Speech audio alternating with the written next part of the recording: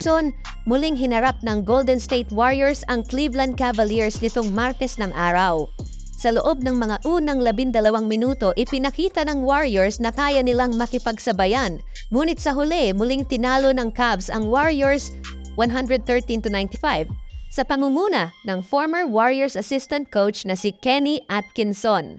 Ang starting backcourt ng Cleveland na sina Darius Garland at Donovan Mitchell ay nagtala ng pinagsamang 48 puntos, habang ang duo ng Warriors na sina Steph Curry at Dennis Schroeder ay nagtapos na may kabuang 23 puntos lamang. Ang 3-point shooting ng Cleveland ay nagbigay ng malaking bentahe.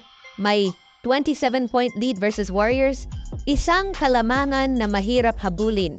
Ito ay sa kabila ng 16 na higit na free throw attempts ng Warriors at 11 mas kaunting foul na tinawag laban sa kanila kumpara sa Cavs, bagay na ilang beses ipinunto ni Bob Fitzgerald. May ilang positibong bahagi mula sa mga batang manlalaro ng Warriors. Si Trayce Jackson-Davis ay nagtala ng 16 na puntos at isang career high na 16 na rebounds.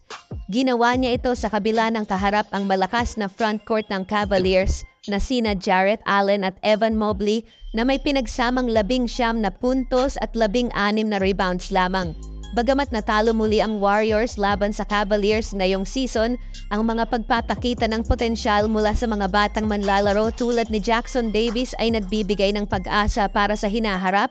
Si Moses Moody ay nagtala ng 19 na puntos sa loob lamang ng 21 minutong paglalaro mula sa 7-for-8 shooting at 3 sa kanyang 4 na 3-pointers ang naipasok. Para sa mga tagahanga ng sports sa Bay Area na nakapanood din ng pagkatalo ng San Francisco 49ers sa Detroit Lions ngayong araw, nakakatuwang malaman na may isang batang manlalaro na may pangalang Moody na magaling mag 3-pointer. At siya dapat ang naibabad ni Kerr kumpara kay Hield at Waters na may pinaghalong 1 of 14 shooting. Si Jonathan Kuminga naman ay nagtala ng 18 na puntos at 10 rebounds at nakapunta sa free throw line para sa 14 na free throws, bagamat 4 for 15 from the field.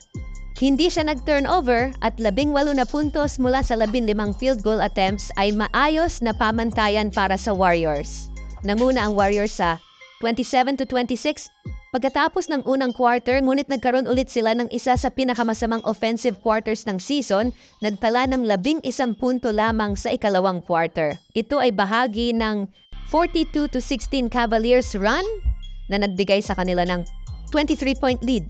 4 na minuto sa ikalawang quarter. Sa pagtatapos ng ikatlong quarter, may 18 puntos na kalamangan ang Cavaliers. Hindi lang ang opensa ang tila natutulog noong second quarter, gayon din si head coach Steve Kerr.